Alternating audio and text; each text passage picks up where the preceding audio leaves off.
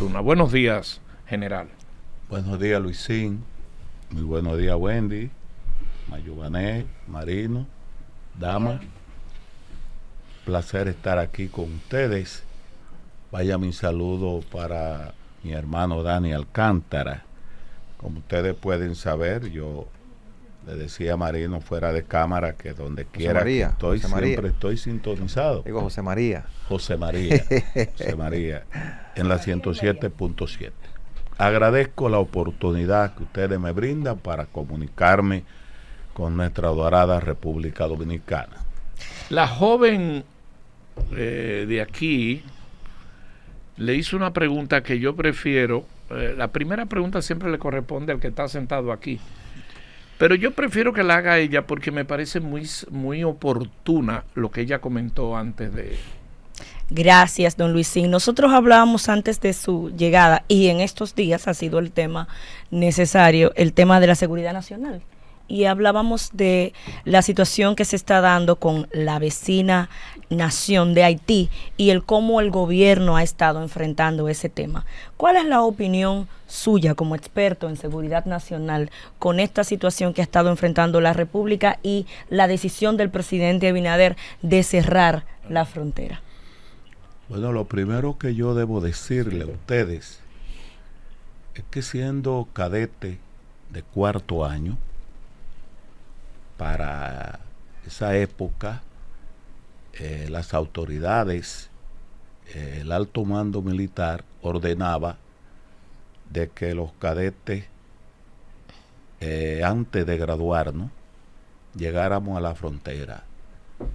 Y mi promoción, comenzamos por la pirámide número 1, que está en Pepillo Salcedo, y terminamos en la pirámide 313, que está en Anzapit Pedernales. Es decir, el cadete de cuarto año, Jorge Zorrilla, conoció la línea fronteriza en octubre del año 1978.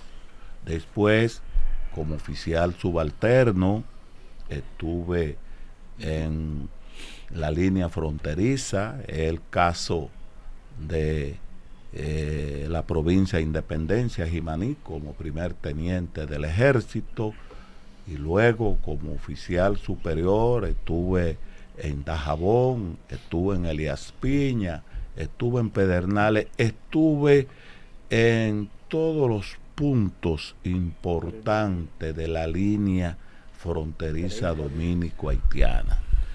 Es lamentable la situación que está viviendo el vecino país de Haití. Una situación muy difícil y que nos afecta a nosotros, porque quiera sí o no, compartimos la isla entre dos naciones. Ellos se independizan de Francia en el año 1804 y nosotros nos independizamos de ellos en el año 1844. Pero siempre es bueno saber cuáles son los acuerdos que ha llegado el Estado dominicano, las autoridades dominicanas con el Estado haitiano y sus autoridades. Y el primer acuerdo fue firmado en el año 1874 por el presidente Ignacio María González, entre él como presidente y las autoridades de Haití. Y después de ahí, 55 años después, el 21 de enero del año 1929, se firma el acuerdo Lois-Borno, presidente de Haití, y Horacio Vázquez, presidente de la República Dominicana. Y hablo de esos dos acuerdos porque mediante esos dos acuerdos, ¿verdad? El segundo fue ratificado en el año 1936. Se han tomado las medidas entre ambas naciones para saber cuál es el límite fronterizo, dónde es Haití y dónde es la República Dominicana. El problema que está pasando ahora mismo en el país de Haití es grave, lo conocemos todos, 2 años que murió, mataron a un presidente, pero ahora mismo el presidente de la República le habló al pueblo dominicano a las 7 de la noche de ayer y estableció bien claro por qué él, como primer mandatario, después de ponderar la situación que está sucediendo en el vecino país de Haití, mandó a cerrar la frontera. Y es porque ellos comenzaron a construir un canal en el año 2018. Ellos pueden construirlo porque realmente Haití es un país que debe de tener sus autoridades, y las autoridades dominicanas no le pueden impedir en nada a lo que ellos puedan hacer. Pero resulta, y el presidente hizo mención en su discurso de anoche, de que el artículo número 10 de el acuerdo que firmó Vázquez y Bornó estableció precisamente cómo se debe manejar el tema de las aguas del río Masacre. El río Masacre, o río de Dajabón, nace en la loma Pico del Gallo, allá en Loma de Cabrera, y tiene una extensión de 55 kilómetros. Entonces, esa extensión de esos 55 kilómetros, hay 2 kilómetros donde le corresponde al límite en el río, que lo conozco bastante bien porque estuve depuesto en Dajabón, como le dije, ¿verdad? Entonces, ¿qué sucede? El que fue ministro de Relaciones Exteriores, es un hombre que al parecer nosotros los dominicanos no le caemos muy bien, el canciller Claude Joseph, le mandó, siendo canciller, un una enemigo nota de nosotros. sí, al embajador dominicano, al embajador haitiano aquí, en el año 2021, y esa nota que él envió a la embajada de Haití y que va a la Cancillería de la República Dominicana, el canciller dominicano, hablando del tema del canal que ellos comenzaron a construir, le hizo saber mediante comunicación de fecha 6 de julio del año 2021, que eso tenía que ponerse de acuerdo porque el artículo número 10 de el acuerdo que firmaron los presidentes en el 29, se estableció bien claro que cuando se tratara de hacer algo con relación al agua de ese río, tenía que ser mediante un diálogo, y ellos eso no lo han entendido.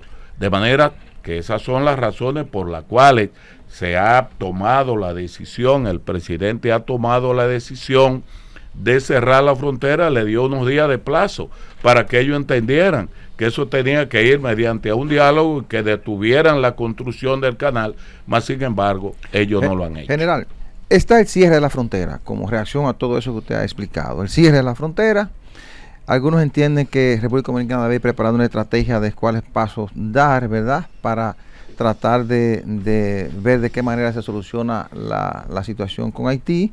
Pero, ¿qué plantea Zorrilla Osuna? Porque algunos entienden que es una decisión que no podrá sostenerse en el tiempo. ¿Qué plantea usted? ¿Cómo visualiza el general Zorrilla Osuna el cierre de la frontera? Si usted cree que permanecerá en el tiempo, y qué tipo de medidas usted cree que debemos ir preparando para continuidad de este tipo de decisión del Estado Dominicano. Miren, la verdad es que a ningún presidente de la República Dominicana le gustaría tomar la decisión para cerrar la frontera. Y yo estuve trabajando en el 94 en Haití, en la línea fronteriza, contra el embargo que le impuso las Naciones Unidas al país de Haití por los problemas que tuvieron, esa crisis, ¿verdad? El doctor Joaquín Balaguer le tocó cerrar la frontera y de manera humanitaria contribuir con el pueblo haitiano en cuanto a alimentación y combustible. Entonces, este es un problema que realmente afecta a ambos países, no solamente a Haití, porque conocemos muy bien que en Haití no se produce de nada, y lo que Haití Haití consume es por el comercio que se hace en Dajabón, en Ansapit, Pedernales, en Elías Piña, Comendador, y también en Jimaní. Como le dije, trabajé en la línea fronteriza y conozco bastante bien lo que sucede. Entonces nosotros entendemos, y yo entiendo, de que se debe buscar la forma de llegar al diálogo, pero ¿con quién va a dialogar el presidente de la República? Si hoy, precisamente hoy, no sé la hora, hay una movilización en Haití buscando que el ministro Ariel Henry renuncie, que es el primer ministro de allí. Entonces allá no hay autoridades, allá no hay congreso. Quiera Dios que aparezca una élite empresarial de ese vecino país de Haití y se ponga en contacto con las autoridades dominicanas para que el problema, porque el problema de este momento no son la banda que tiene Haití, ni la difícil situación que ellos tienen, que también es lamentable para nosotros, no, es que ellos entiendan que el canal que están construyendo, que puede hacernos daño a nosotros como dominicanos, se pueda detener y se busque la solución, y entiendo que la única solución es mediante el diálogo. Aquí no se está hablando de guerra.